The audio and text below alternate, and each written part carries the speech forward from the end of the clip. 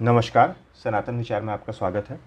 आज जिस पुस्तक पर हम चर्चा कर रहे हैं वह बिहार राष्ट्र भाषा परिषद द्वारा प्रकाशित रंगनाथ रामायण है।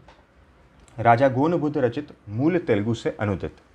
अनुवादक श्री AC कामाक्षी राम है और संपादक श्री अवधनंदन जी हैं। पुस्तक हार्ड बाउंड है। मेरे पास काफ़ी पुराना प्रिंट है इस पुस्तक का। हालांकि पुस्तक मैंने करीब 2.5 वर्ष पहले ली थी, लेकिन उस समय कोई नई प्रति नहीं छपी थी, ये पुराना प्रिंट ही मिल रहा था। मूल्य इसका 70 रुपये है, जिस पर कि 20% डिस्काउंट मिला था। पुस्तक मैंने ऑफलाइन ली थी। बिहार राष्ट्र भाषा परिषद की पुस्तकें, इनकी अपनी कोई वेबसाइट नहीं है। मैं फ़ोन नंबर डाल दूंगा डिस्क्रिप्शन में, उसके अलावा इनका एड्रेस डाल दूंगा और गूगल मैप्स का लिंक भी डाल दूंगा पटना का। गूगल मैप का जो लिंक होगा वो Bihar state education infrastructure development corporation का होगा। एक ही परिसर में शिक्षा विभाग के विभिन्न कार्यालय हैं, उसी के परिसर के अंतर्गत ही इनका बहुत बड़ा एक विक्रय केंद्र है। आखिरी बार मुझे लगता है मैं जून 2023 में गया था, तो उस समय विक्रय केंद्र का बहुत एक रेनोवेशन हो रहा था या नया खंड बन रहा था बहुत बड़ा सा। बनने के बाद तो मैंने नहीं देखा है। तो कुल पृष्ठ इसमें आपको 477 में मूल पुस्तक है, केवल हिंदी है इसमें। मूलतः पुस्तक जो है वो ग्रंथ जो है वो तेलुगु भाषा में लिखी गई थी, तो इसमें तेलुगु नहीं है। उसके अलावा करीब 28 पृष्ठों में भूमिका और प्राकथन इत्यादि है। देखिए यहाँ सजिल्द मूल्य 60 रुपये छपा है। मैंने जब लिया था तो 70 रुपये में मिल रही थी और 20% डिस्काउंट। पटना के अलावा बड़े जो बुक फेयर्स होते हैं वहाँ भी बिहार राष्ट्रभाषा परिषद और अन्य भी जो हिंदी संस्थान इत्यादि हैं विभिन्न स्टेट्स के, हरियाणा, मध्य प्रदेश, राजस्थान, उत्तर प्रदेश, सब अपना स्टॉल लगाते हैं। तो अगर आपको अवसर मिलता है किसी पुस्तक मेला में जाने का, तो आप वहाँ से भी इनकी पुस्तकें प्राप्त कर सकते हैं अगर स्टॉल लगा हो तो। वैसे मैं फ़ोन नंबर डाल दूँगा, आप वहाँ भी फ़ोन करके जानकारी प्राप्त कर सकते हैं। वक्तव्य है ये। इसका कुछ अंश मैं आपको पढ़ के सुना दूं। लोकप्रियता की दृष्टि से तेलुगु में रामकथा विषयक कृतियों में रंगनाथ रामायण की द्वितीयता नहीं है, यानी कि यह अद्वितीय है। इसका कारण यह है कि इस ग्रंथ में मर्यादा पुरुषोत्तम श्री राम की शक्ति, शील एवं सौंदर्य समन्वित चरित्र का सफल प्रस्तुतिकरण अत्यंत सरल एवं प्रवाहमयी देशी शैली में किया गया है, जिसकी ओर सामान्य जन और पंडित दोनों समान रूप से आकृष्ट होते हैं। अभिव्यक्ति कला का उत्कर्ष ही पूर्ण निखार पर है। तेलुगु की सजीव एवं मुहावरेदार भाषा के साथ संस्कृत शब्दों का सुमेल रचनाकार ने के विलक्षण पांडित्य का एवं काव्य प्रतिभा का परिचायक है।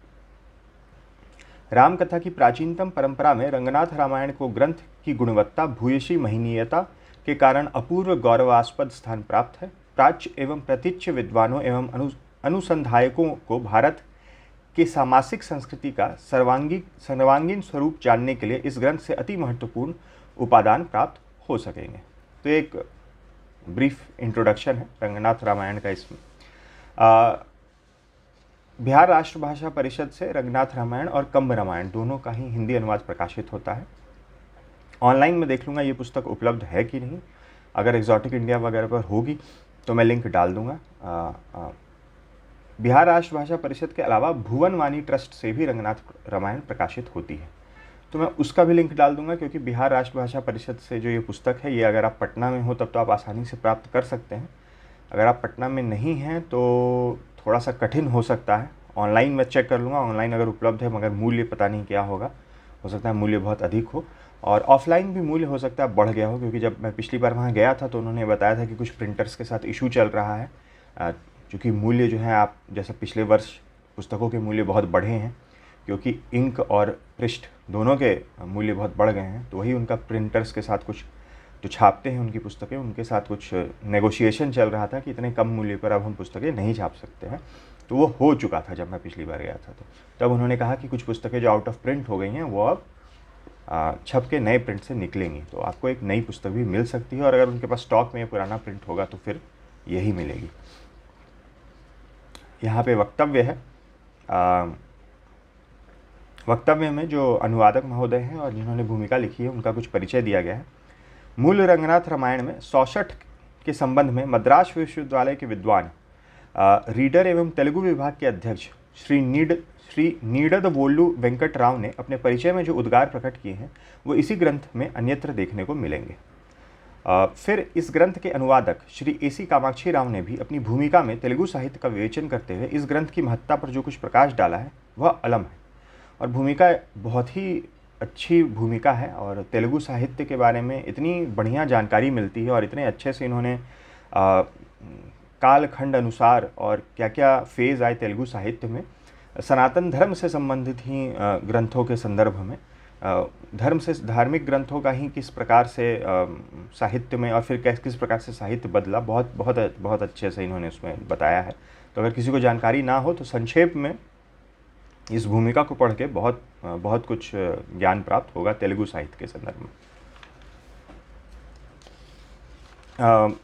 उसके बाद इस संबंध में और कुछ लिखना पृष्ठपेशन ही होगा, मतलब ये परिचय और भूमिका के बाद। आशा है कि सुधी पाठकों को रंगनाथ रामायण के अनुशीलन से प्रसन्नता होगी और वे देख सकेंगे कि वाल्मीकि रामायण एवं तुलसीदास के रामचरितमानस से यह किन किन बातों में एक और किन किन बातों में एक और किन किन बातों में भिन्न है, और यह अनुभव करेंगे कि भाषा और वेशभूषा की भिन्नता होते हुए भी हमारे संपूर्ण देश की मूल संस्कृति किस प्रकार सर्वथा एक अभिन्न एवं अखंड है। प्रिंट की क्वालिटी जैसा आप देख सकते हैं, अभी पृष्ठ थोड़े डिस्कलर हो गए हैं क्योंकि पुस्तक पुरानी है, लेकिन प्रिंट की क्वालिटी उस हिसाब से अच्छी है और गाढ़ी है। फॉन्ट साइज़ थोड़ा छोटा है, यही है, मगर स्पेसिंग अच्छी है तो पढ़ने में ज़्यादा कठिनाई नहीं होती। एक आध पृष्ठ है जहाँ प्रिंट जो है बहुत हल्का हो गया, लेकिन उसके अलावा ऐसा कोई मेजर इशू नहीं है। जो एक आध जगह कुछ इशू है तो वो मैंने हाईलाइट किया है, वो आपको दिखा दूंगा। परिचय में कह रहे हैं तेलुगु साहित्य में राम कथा को अग्रस्थान प्राप्त हुआ है और आज तेलुगु में राम कथा से संबंधित रचनाओं की संख्या लगभग 300-400 तक है। पुराण, प्रबंध, द्विपद, शतक, वचन, यक्षगान, दंडक, पद, गीत एवं संकीर्तन, मतलब यह कि आज तेलुगु में महाकाव्य जैसे शास्त्रीय रूप में अपढ़ ग्रामीण जनता के द्वारा गाए जाने वाले लोकगीतों तक में रामकथा उपलब्ध है। साहित्य रचना के रूप में रामकथा साहित्य का प्रारंभ 13वीं सदी में हुआ और उस समय से उस साहित्य की उत्तरोत्तर उन्नति होती गई। इस साहित्य की प्रेरणा देने वालों में भद्राचलम में विराजमान श्री रामचंद्र के अनन्य भक्त रामदास तथा अमर गायक भक्त त्यागवैया सर्वश्रेष्ठ है। फिर यहाँ रंगनाथ रामायण के बारे में कह रहे हैं। रंगनाथ रामायण एक द्विपद काव्य है जो तेलुगु की रामकथा संबंधी कृतियों में अत्यंत लोकप्रिय है। उसकी सरल, शुद्ध और प्रवाहमयी देशी शैली ने पंडित एवं पामर दोनों को समान रूप से आकृष्ट किया है। इस कथा में कुछ लोग तोलुम्बोम लाटा एक विशेष प्रकार की पुतलियों का नृत्य जैसी लोक कला के कार्यक्रमों में भी गाए जाते हैं, और यह इस बात को स्पष्ट करता है कि कवि राम की अमर कथा को तेलुगु हृदय तक पहुंचाने में किस प्रकार सफल हुए हैं। रंगनाथ रामायण की विशेषता यह है कि इसकी रचना उस समय तक जनता में प्रचलित राम कथा के आधार पर हुई है जो संस्कृत रामायण से कई स्थानों में भिन्न है। यद्यपि रामायण आर्यावर्त और उत्तरापथ के राजा राम की कथा है, तथापि वह परंपरागत लोक कथाओं के रूप में सारे दक्षिण में अति प्राचीन काल से व्याप्त थी। तेलुगु भाषा तमिल के मुकाबले में प्राचीन ना होने पर भी कुछ हद तक प्राचीन तो है ही। उस भाषा के बोलने वालों में बहुत समय तक वाल्मीकि रामायण की अपेक्षा लोक कथाओं के द्वारा प्रचलित रामकथा का ही आदर होता रहा। क्रमशः तेलुगु भाषाभाषी संस्कृत के प्रति आकृष्ट हुए और उस भाषा के प्रकांड पंडित बन गए। रंगनाथ रामायण और भास्कर रामायण के कवि संस्कृत के महान पंडित थे और उन्होंने अपनी कृतियों में स्पष्ट कहा भी है कि उनकी कृतियाँ वाल्मीकि रामायण को आधार मानकर चलती हैं। फिर भी वे जनता के बीच प्रचलित राम कथा की सर्वथा उपेक्षा नहीं कर सकते। आज के शुभ समय में जबकि भारत की विभिन्न संस्कृतियों में आदान प्रदान का कार्य प्रारंभ हो गया है, यह अत्यंत हर्ष की बात है कि दक्षिण के एक सुयोग्य तथा हिंदी तेलुगु भाषाओं के निपुण विद्वान श्री AC कामाक्षी राव ने तेलुगु की अत्यंत लोकप्रिय द्विपद रामायण का अनुवाद राष्ट्रभाषा हिंदी में गद्य में किया है, जिससे वह भारत में सभी साहित्यों तक पहुंच सके। इन्होंने यहाँ ऊपर में कवित्रय का उल्लेख किया है। कवित्रय के प्रसिद्ध कवि एररना ने मूल संस्कृत रामायण का सही अनुवाद तेलुगु पद में लिखा था सबसे पहले 1310 ईस्वी में। खेद है कि यह रचना आज हमें अप्राप्त है। आगे जब तो इनकी रचना अब अप्राप्त है। इन्होंने सबसे पहली बार जो मूल संस्कृत रामायण का अनुवाद किया था तेलुगु पद में, और जो कवित्रय हैं भूमिका के अंदर उनका बहुत सुंदर जो है वो इंट्रोडक्शन दिया गया है। आंध्र महाभारत, महाभारत भी है तेलुगु में, तो आंध्र महाभारत के 3 प्रसिद्ध कवि नन्या, तिकन्ना और एरन्ना कवित्रय के नाम से विख्यात है। तो इन तीनों ने प्रारंभ किया था, जो प्रथम कवि हैं उन्होंने, फिर वो पूरा आंध्र महाभारत की रचना नहीं कर सके, फिर आगे का खंड द्वितीय कवि ने किया और फिर शेष जो है पूर्ण उसको तृतीय कवि ने किया, तो इसलिए इन्हें कवित्रय कहते हैं आंध्र महाभारत के संदर्भ में। अब ये प्रस्तावना है जो अनुवादक महोदय हैं उनके द्वारा।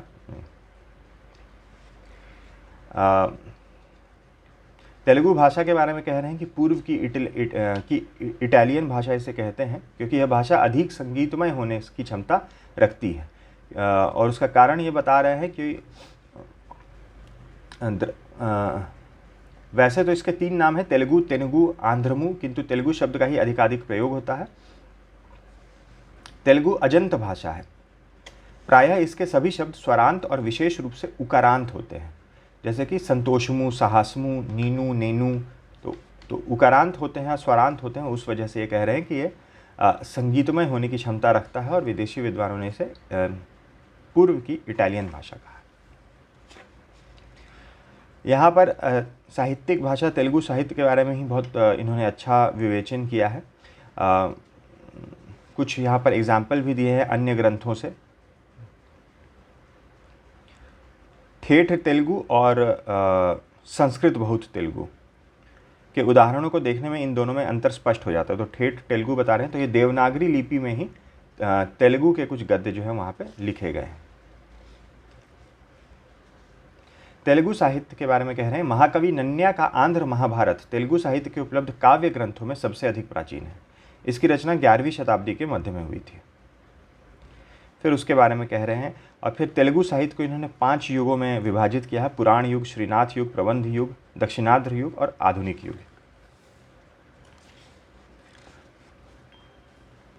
श्रीनाथ युग, प्रबंध युग, और इसमें यह भी जानकारी दे रहे हैं आंध्र महाभागवत भी है। तो इन्होंने बताया कि आंध्र महाभारत और आंध्र महाभागवत उसका तेलुगु भाषी जो जगह हैं वहाँ पर अधिक लोकप्रिय हैं वो रामायण की तुलना में।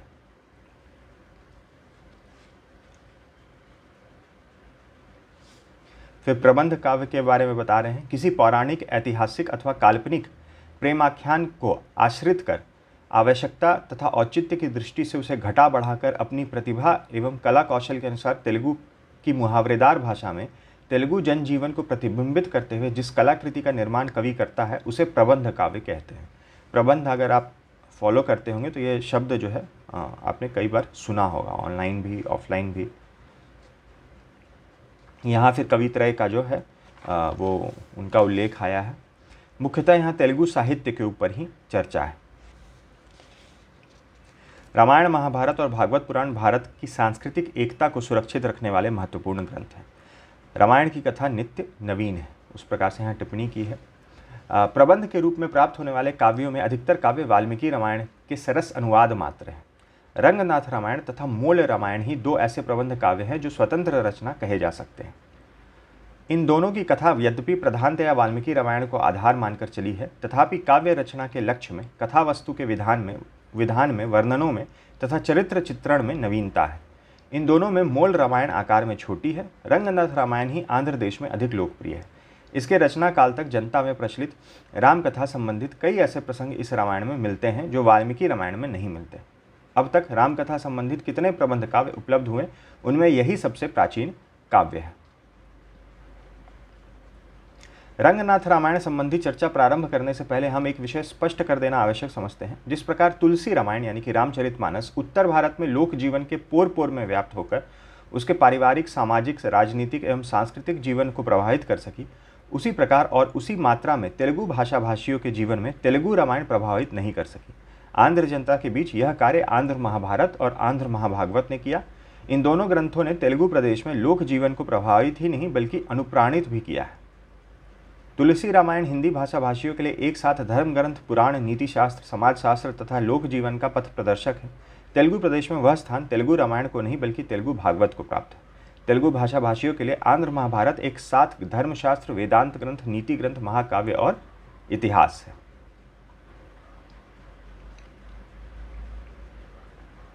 परंतु फिर भी राम की कथा, जो परंपरा से जनता के बीच लोक कथाओं और लोक गीतों के रूप में प्रचलित थी, अपना अक्षुण्ण प्रभाव लोगों के जीवन पर डालती रही।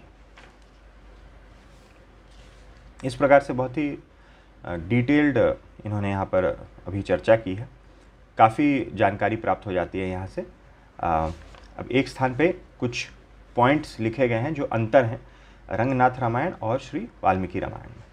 रंगनाथ रामायण वाल्मीकि रामायण का मात्र अनुवाद नहीं है, यानी कि संस्कृत से तेलुगु में अनुवाद मात्र नहीं है। स्थूल रूप से वाल्मीकि रामायण की कथा इसमें आ तो गई है, किंतु उसकी कृति के बीच बीच में ऐसे प्रसंग भी जोड़े हैं जो कदाचित उस समय तक जनता के बीच लोक कथाओं के रूप में प्रचलित हो चुके थे। हम नीचे कुछ ऐसे प्रसंगों का उल्लेख करेंगे जो वाल्मीकि रामायण में नहीं मिलते, यद्यपि उनमें से कुछ प्रसंग जैन ग्रंथों में मिलते हैं। कदाचित कवि ने वहीं से इन प्रसंगों को लेकर अपनी रामायण में सम्मिलित कर दिया हो। पहला है जाम्बूमाली का वृतांत, दूसरा है रावण से तिरस्कृत हो विभीषण का अपनी माता के पास जाना, तीसरा है कैकसी, रावण की मात्रा का रावण को हितोपदेश, चौथा है रावण का राम की धनुर्विद्या कुशलता की प्रशंसा करना, पांचवा है गिलहरी की भक्ति, नागपाश में बद्ध होकर राम लक्ष्मण के पास नारद जी का आना, रावण के आगे मंदोदरी का राम की महिमा एवं शौर्य की प्रशंसा करना, दूसरी बार संजीवनी लाते समय हनुमान तथा माल्यवान का युद्ध, कालनेमी का वृतांत, सुलोचना का वृतांत, शुक्राचार्य के आगे रावण का दुखड़ा रोना, रावण का पाताल होम, अंगद का रावण के समक्ष मंदोदरी को बुला लाना, रावण की नाभि में स्थित अमृत कलश को सोखने के निमित्त आग्नेयास्त्र का प्रयोग करने की विभीषण की सलाह और लक्ष्मण की हंसी। तो ये कुछ वृतांत हैं। इनके अलावा भी छोटे मोटे कई सारे, जैसा पहले लिखा गया चरित्र चित्रण इत्यादि जो है वो सब जो है नवीन है इस ग्रंथ में। यहाँ लिख रहे उक्त प्रसंगों के अलावा इस रामायण में यत्र तत्र ऐसे वर्णन भी मिलते हैं जो वाल्मीकि रामायण में नहीं मिलते, किंतु जिन्हें कवि ने वैदिक धर्म के लोगों की निष्ठा बढ़ाने के निमित्त जोड़ा है। रावण को अपने बल पौरुष का जहाँ अभिमान है, वहाँ उसके हृदय में अपने शत्रु के गुणों के प्रति आदर भी है। ये इसी संदर्भ में बता रहे हैं कि इस रंगनाथ रामायण में क्या नवीन है। वहाँ राम के बल विक्रम पर आश्चर्य ही प्रकट नहीं करता, बल्कि उसकी प्रशंसा भी करने लगता है। रावण ने इन शब्दों में कवि के दो उद्देश्यों की पूर्ति करनी चाहिए। रावण के ये वचन जहाँ एक और उसकी उदारता प्रकट करते हैं, वहाँ वे शत्रु के द्वारा भी प्रशंसा प्राप्त करने वाले श्री राम के असाधारण एवं अलौकिक व्यक्तित्व पर भी प्रकाश डालते हैं। वाल्मीकि रामायण में सुलोचना का वृत्तांत नहीं मिलता, जो कि मेघनाद की पत्नी है। तुलसी रामायण के कुछ प्रतियों में इस कथा का बड़ा सरस वर्णन मिलता है, किंतु पंडितों का विचार है कि तुलसी रामायण का यह अंश प्रक्षिप्त है। रंगनाथ रामायण में इस महान साध्वी के चरित्र का अत्युत्तम चित्रण मिलता है।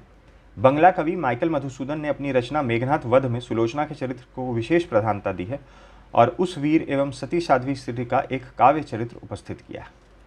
फिर यहाँ बताया गया है कि रंगनाथ रामायण में किस प्रकार से प्रस्तुत किया गया है। फिर विभिन्न पक्ष हैं, कला पक्ष इत्यादि। मुहावरों का सम्यक प्रयोग, भावों के अनुकूल भाषा, स्वाभाविक अनुप्रासों की छटा, उक्ति सौंदर्य तथा ओज प्रसाद एवं माधुर्य गुणों से युक्त शैली, ये सभी कवि के विलक्षण पांडित्य तथा कवित्व शक्ति का परिचय देते हैं। ये रंगनाथ रामायण के संदर्भ में कहा गया है।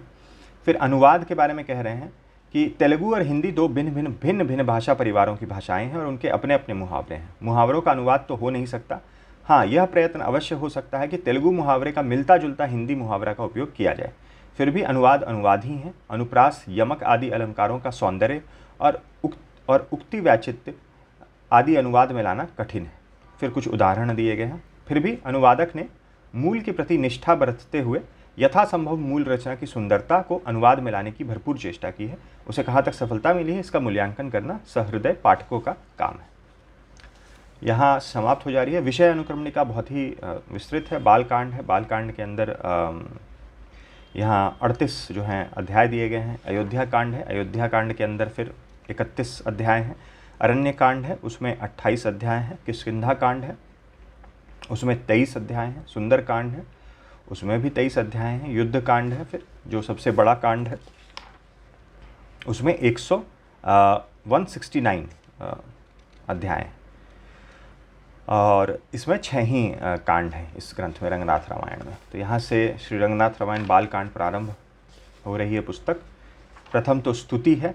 ग्रंथ रचना का कारण जो कवि हैं राजा गुणबुद्ध, उन्होंने बताया कि कैसे उन्होंने उनके पिता ने बोला कि तेलुगु भाषा में जो उस समय राजा थे रामायण की रचना हो तो कौन करेगा। तो फिर उस समय उनके जो पुत्र थे राजकुमार, उनका नाम आया, तो उन्होंने फिर इस ग्रंथ की रचना की है।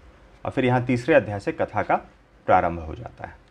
केवल हिंदी है इसमें। भुवन वाणी ट्रस्ट द्वारा जो प्रकाशित रंगनाथ रामायण है, मेरे ख्याल से वो पुस्तक मेरे पास तो नहीं है, उसमें तेलुगु मूल भी दिया गया है, लेकिन तेलुगु लिपि में नहीं, देवनागरी लिपि में ही तेलुगु लिख के और फिर हिंदी अनुवाद भी दिया गया है। इस कारण से हो सकता है उस पुस्तक का कलेवर थोड़ा बड़ा हो, थोड़ी मोटी पुस्तक हो और मूल्य भी कुछ अधिक हो।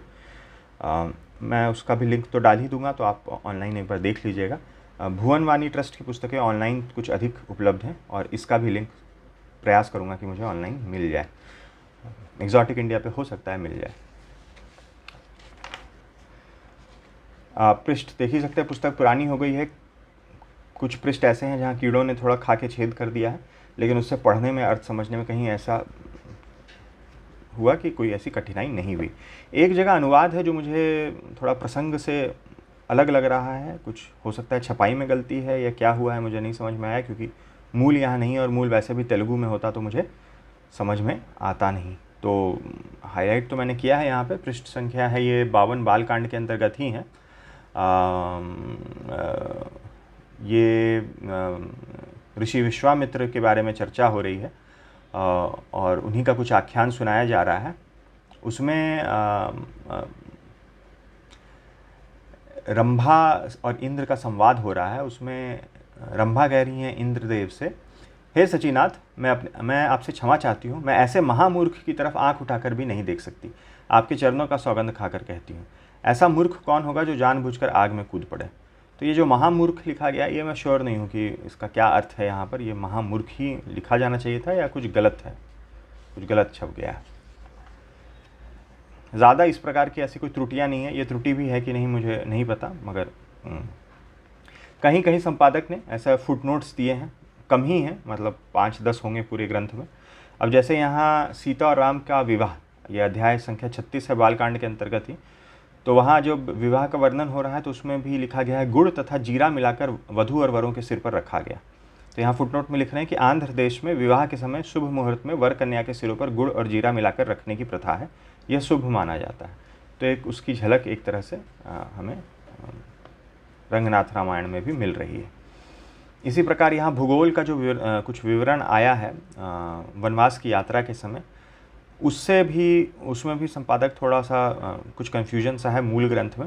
सरयू नदी तो अयोध्या से उत्तर होकर बहती है और फिर बिहार में प्रवेश करती है। राम दक्षिण की ओर चले थे, उन्हें सरयू नदी कैसे मिलती। वाल्मीकि ने गंगा के निकट पहुंचने के पहले राम को वेद श्रुति और गोमती नदी को पार उतरवाया है। ये संपादक की तरफ से एक नोट दिया गया है।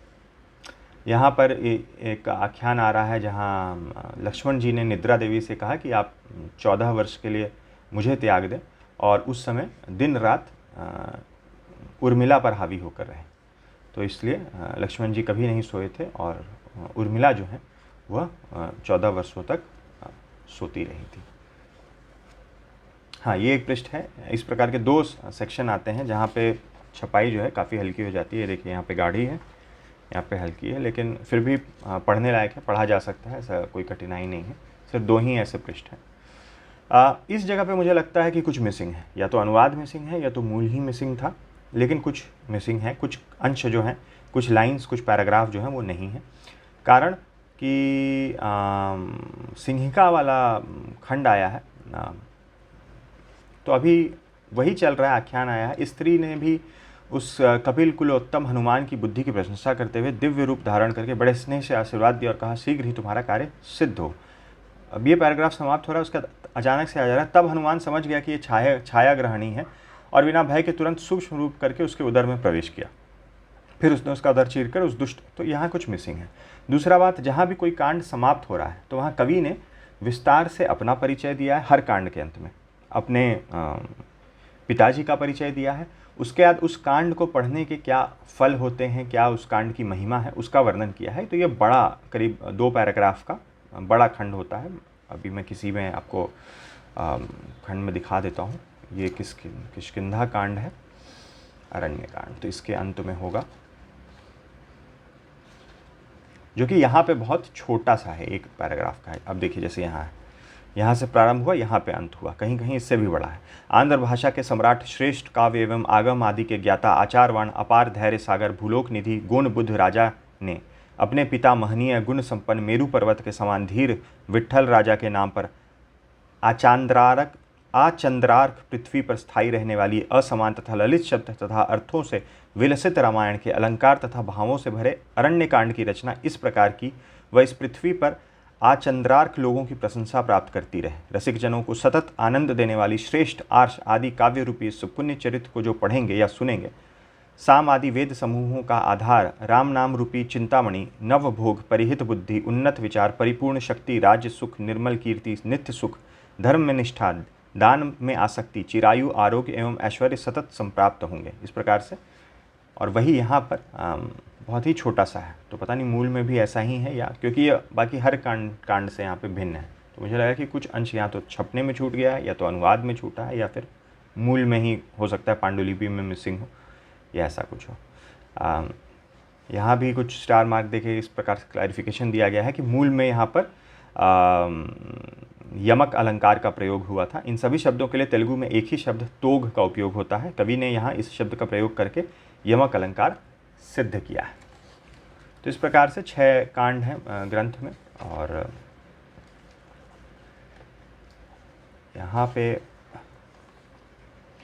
यहाँ पे एक स्थान में युद्ध कांड में राम का विभीषण के द्वारा रावण की अंत्येष्टि कराना, तो जो भूमिका में भी हमने देखा था कि किस प्रकार से कहीं कहीं पे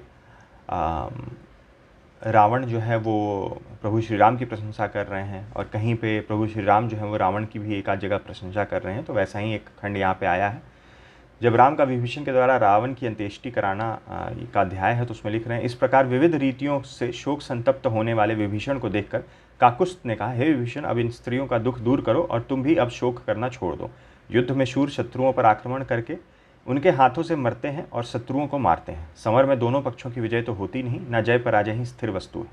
रावण ने समस्त देवताओं को जीत लिया था, सभी दिक्पालों पर विजय प्राप्त की थी। वह एकाकी वीर है, महान साहसी है, अद्वितीय विजयी है और त्रिलोक भयंकर है। मैंने तो देखा ही है कि तुम्हारे अग्रज ने रण में कैसी शक्ति दिखाई थी। कौन ऐसा है जो इस प्रकार अविचल युद्ध कर सकता है? कौन ऐसा है जो अंत में ऐसी मृत्यु को प्राप्त करेगा? ऐसी शक्ति तथा ऐसी मृत्यु दूसरों के लिए असंभव है।